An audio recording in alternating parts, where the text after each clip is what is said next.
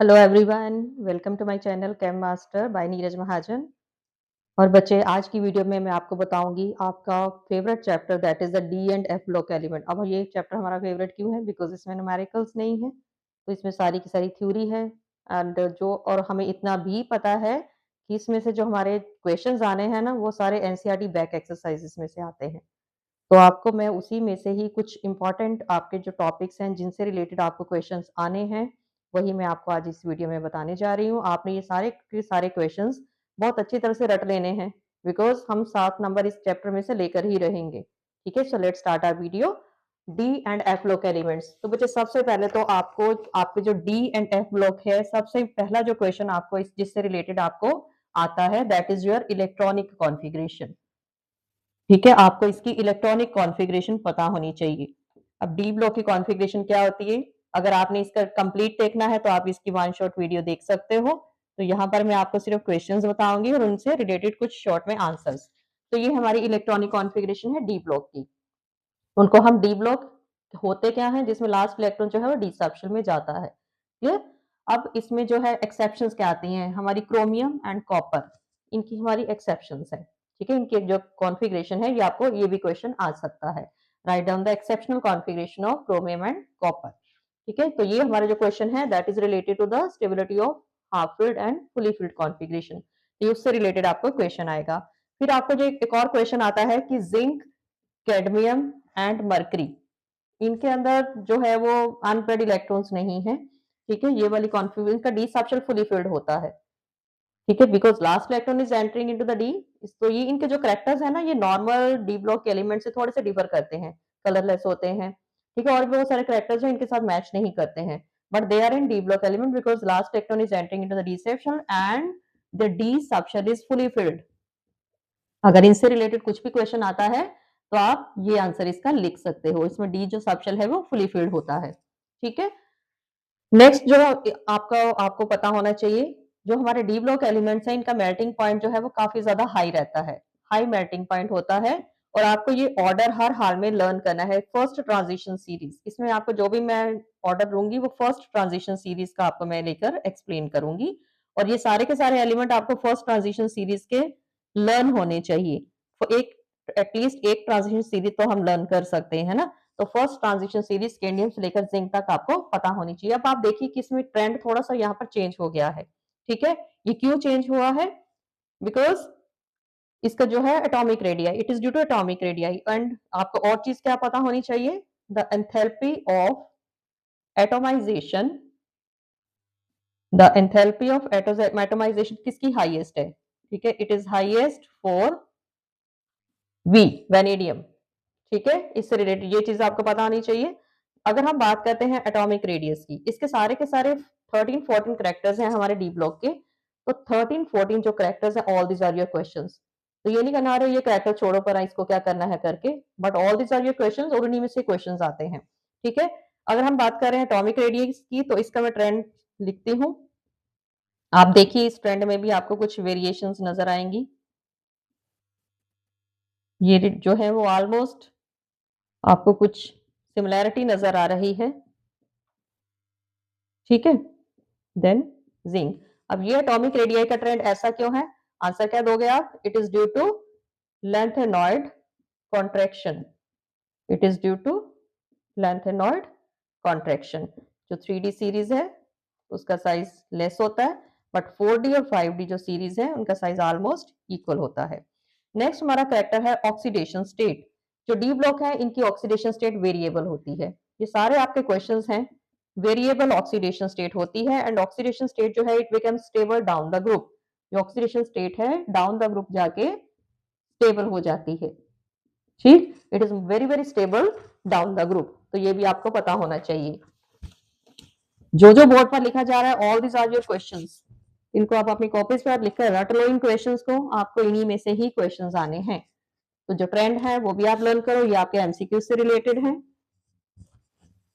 क्योंकि हम ये चीजें छोड़ देते हैं कि अरे नहीं इसको क्या करना है, but these are very very important.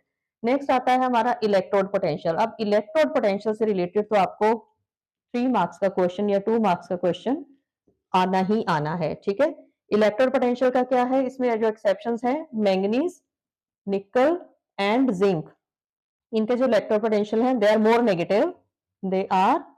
More negative than expected.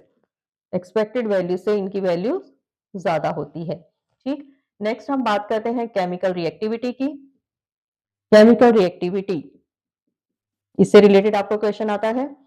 Chemical reactivity में आपको क्या पता होना चाहिए? Titanium, vanadium and chromium. ठीक है, these are the strong reducing agents. ये कुछ पॉइंट्स हैं जो आपको हर हाल में पता होने चाहिए। These are the strong reducing agents. Then आता है मैग्नेटिक करैक्टर। मैग्नेटिक करैक्टर में आपको पैरा डाया ये पूछा जाता है और आपको मैग्नेटिक मोमेंट कैलकुलेट करना आता है। Magnetic moment that is mu और इसका सिंबल है, एंड इसको आप कैसे कैलकुलेट कर सकते हो? एन क्या है आपका? नंबर ऑफ अनपेयर्ड इलेक्ट्रॉन, और इसकी यूनिट क्या होती है? Bohr magneton. ये आपको पता होनी चाहिए। Then coloured compound, D block के जो एलिमेंट्स हैं mostly they form coloured compounds. Question आएगा why they form coloured compound, answer क्या लिखोगे? It is due to D d transition.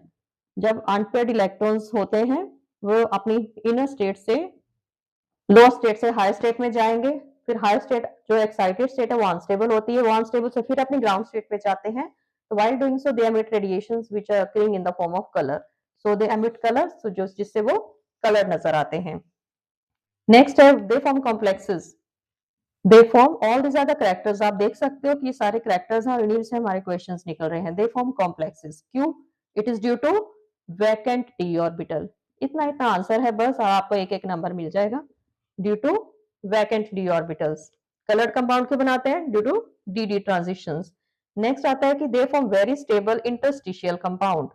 D block के जो हमारे एलिमेंट्स हैं they are forming interstitial compounds बनाते हैं। इंटरस्टिशियल कंपाउंड्स का मतलब होता है क्रिस्टल लैटिस के अंदर फिट हो जाना। ठीक है, इसका आंसर क्या लिखोगे? Why d block elements form interstitial compounds? Because it is due to their small size. बस इतना इतना सा आपने आंसर लिखना है and you will get full marks. ठीक है, तो ये नॉन स्टोकियोमेट्रिक कंपाउंड होते हैं, so they are due to the small size crystal lattice के अंदर ये फिट हो जाते हैं। ठीक, नेक्स्ट आता है कि why they act as catalyst. आप देखो कि आप जितने भी केमिकल रिएक्शंस लिखते हो, सो मैनी जो आपके कुछ फेमिलियर है, जो आपको कुछ माइंड में भी आ रहे हैं, तो आप देखो जितने भी हम उसके ऊपर कैटलिस्ट लिखते हैं ना, वो सारे के सारे कहाँ से हैं? डी ब्लॉक में से हैं। तो why they act as catalyst, उनके अंदर ऐसा क्या है कि वो कैटलिस्ट एक्ट करते हैं? तो नेक्स्ट इंपॉर्टेंट क्वेश्चन जो है, they why they act as catalyst. तो ये सारे का सारा टॉपिक क्या है आपका? General characteristics of d block elements, why they act as catalyst. इसका आंसर आप क्या लिखोगे? वो कैटलिस्ट एक्ट क्यों करते हैं? बिकॉज एक तो उनकी वेरिएबल ऑक्सीडेशन स्टेट होती है, वेरिएबल ऑक्सीडेशन स्टेट होती है। Second, they lower the path and low down the activation energy, activation energy को कम कर देते हैं। ठीक है, सो दे एक्ट एज कैटलिस्ट। तो इसमें बहुत सारे एग्जांपल आप कैटलिस्ट के आप दे सकते हो, लाइक MnO2 ड्राई सेल में भी हमारा यूज होता है, AgBr ये भी हमारा फोटोग्राफी में यूज होता है। देन ऑर्गेनिक केमिस्ट्री में हमारा इंपॉर्टेंट कैटलिस्ट है जिगलर नाटा कैटलिस्ट। तो ये कुछ एग्जांपल है जो आप कैटलिस्ट के लर्न कर सकते हो। Next, alloys. डी ब्लॉक के एलिमेंट्स एलॉयज बनाते हैं, क्यों बनाते हैं? Because of their same sizes. तो हम इसके लिए बहुत डिजायरेबल कैरेक्टर वाले हमारे पास कंपाउंड्स मेटल्स बन जाती हैं। So these are the few characteristics of d block elements जो आपको हर हाल में लर्न करने हैं, और ये सारे के सारे आपके क्वेश्चंस हैं, और ये आपकी एनसीईआरटी एक्सरसाइजेस में भी इससे रिलेटेड काफी सारे क्वेश्चंस दिए हैं। हर हाल में आपको ये क्वेश्चंस लर्न होने चाहिए। नेक्स्ट वेरी इंपॉर्टेंट क्वेश्चन, दो कंपाउंड है हमारी केमिस्ट्री में जिनको हम स्ट्रॉन्ग ऑक्सीडाइजिंग एजेंट्स बोलते हैं, like KMnO4 and K2Cr2O7, potassium permanganate and potassium dichromate. इनकी प्रेपरेशन आपके सिलेबस में है। ठीक है, क्रोमाइट और से एंड पायरोलिसाइट और से, तो इन दोनों की प्रिपरेशन से एक हर हाल में आपको आना है बच्चे। 100% ये लिख कर दे रही हूँ कि हर हाल में ये आना है। किसी एक सेट में KMnO4 आएगा, किसी में K2Cr2O7 की आएगी प्रेपरेशन।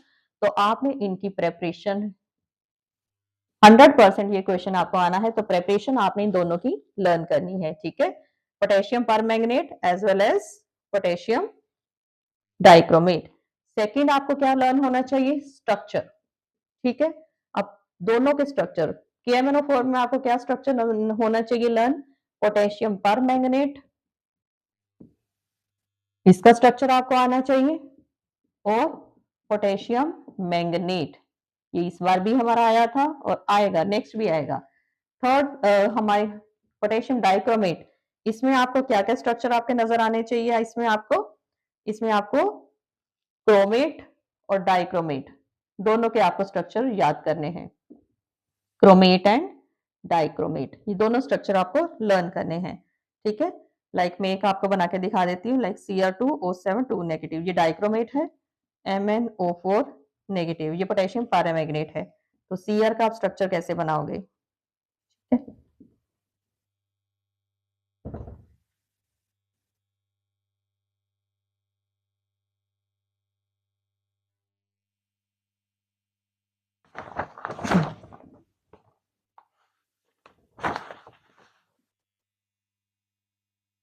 ये है हमारा पोटेशियम डाइक्रोमेट का स्ट्रक्चर है, ठीक है। और MnO4 नेगेटिव का स्ट्रक्चर कैसे बनाओगे आप,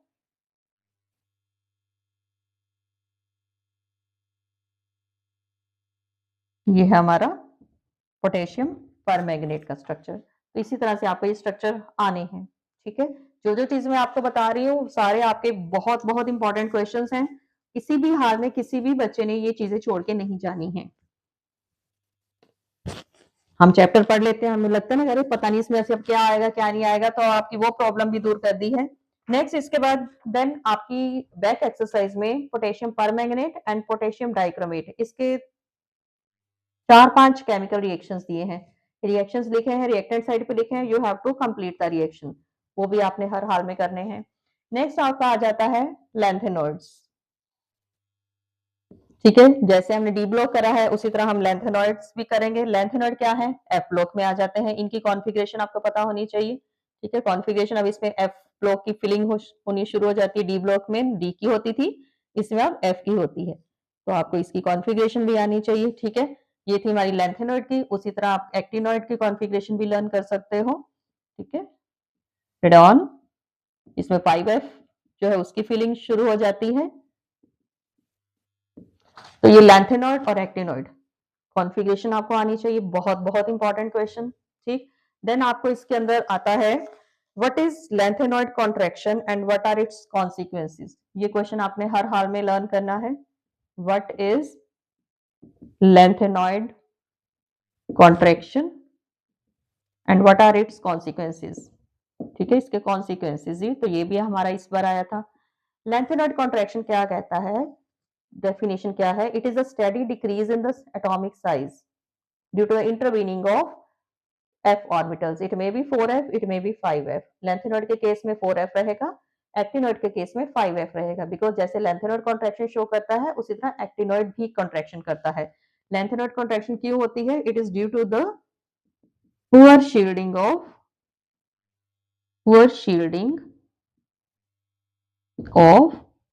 4f इलेक्ट्रॉन्स, और एक्टिनॉइड में क्या आएगा, due to poor shielding of 5f electrons. तो इसकी वजह से जो हमारा 4d और 5d सीरीज जो है उनके एटॉमिक रेडियाई जो है ऑलमोस्ट रिजेंबल करते हैं, ये इसका consequence. First consequence is same size of 4d and 5d series.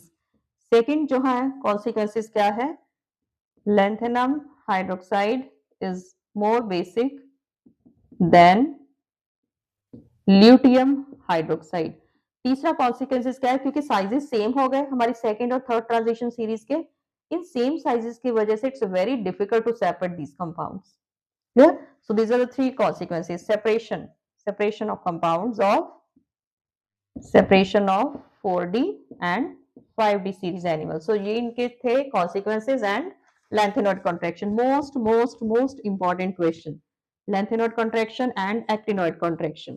तो actinoid contraction is always greater than lengthenoid contraction because उसमें 5 जो है उसकी शेप और ज्यादा डिफ्यूज होती है, 4f भी पोर शील्डिंग इफेक्ट करते हैं बिकॉज उनकी शेप शार्प नहीं होती है, और 5f भी करेंगे लेकिन उनकी शेप और ही ज्यादा डिफ्यूज है, सो 5f जो है उनकी शील्डिंग और कम हो ज्यादा हो जाती है।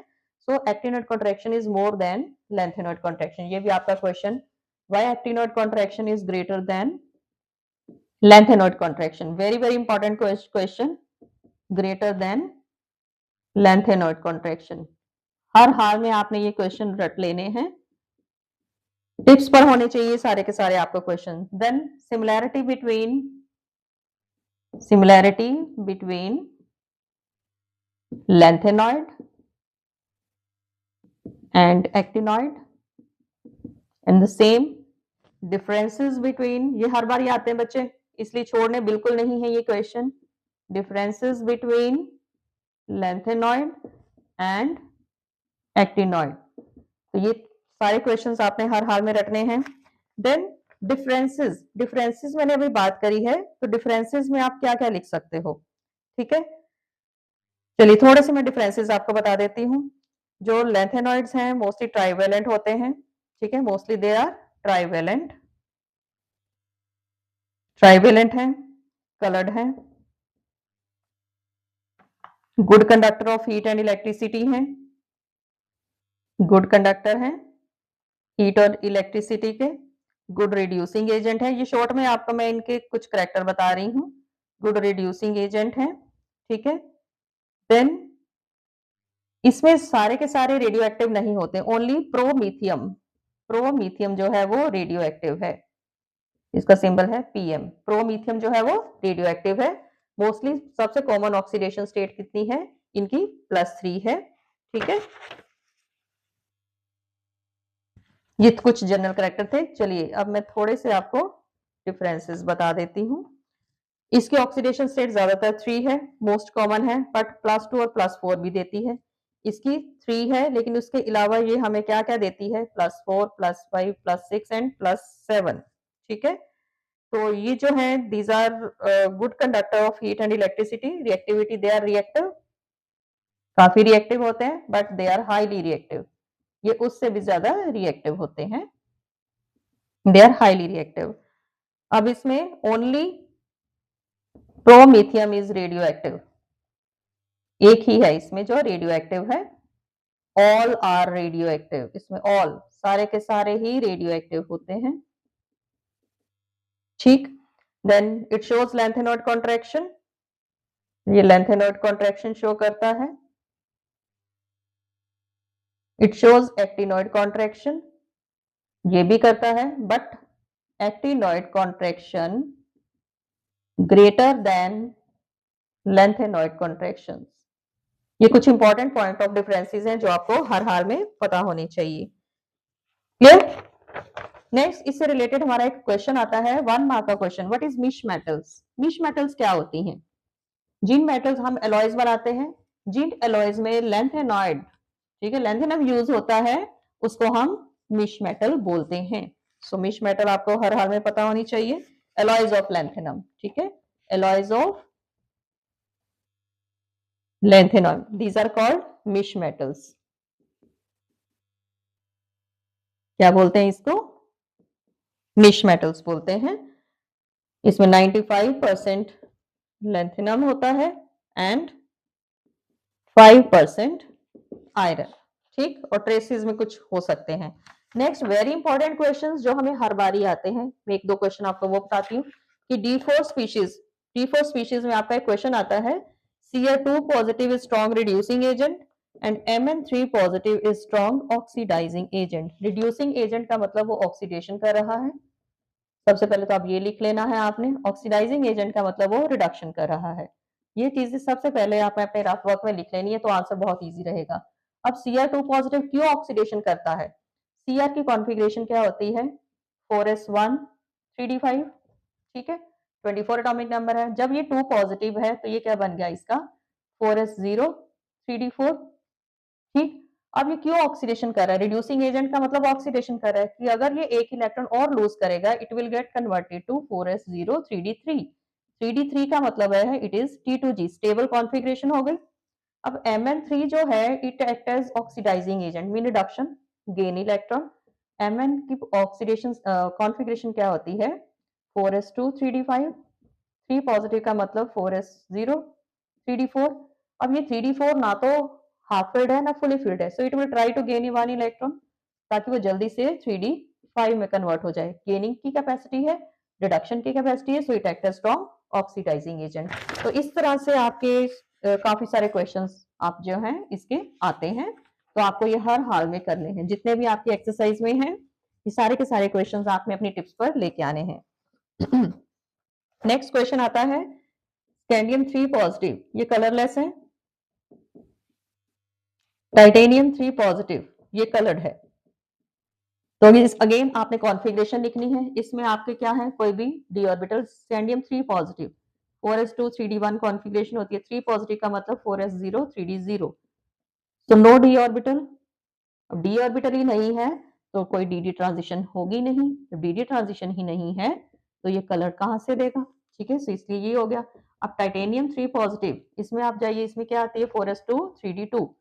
3 पॉजिटिव में जब चेंज हुआ तो 4s2 3d1, it has 1d, एक अनपेड इलेक्ट्रॉन है, so it will show D transition, इसलिए ये कलर देता है, ये आपका कलर बनाता है।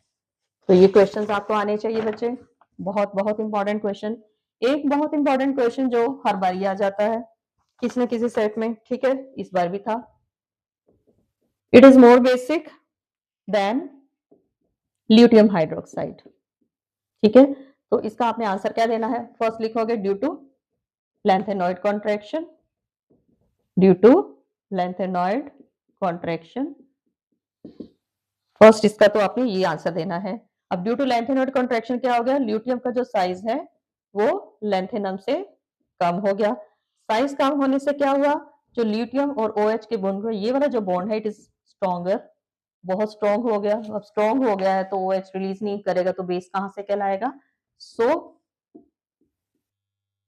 LaOH3 is more basic